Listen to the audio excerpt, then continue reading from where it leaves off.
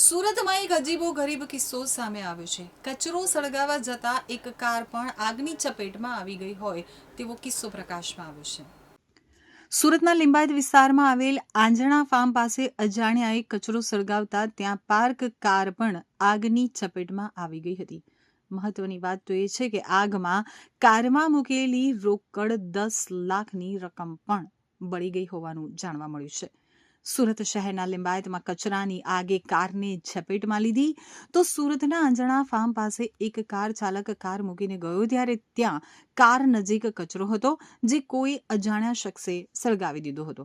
જોકે કચરાની આગે કારને પણ લપેટમાં લીધી અને ગણતરીના સમયમાં જ આખી કાર આગની જ્વાળાઓમાં લપેટાઈ ગઈ હતી.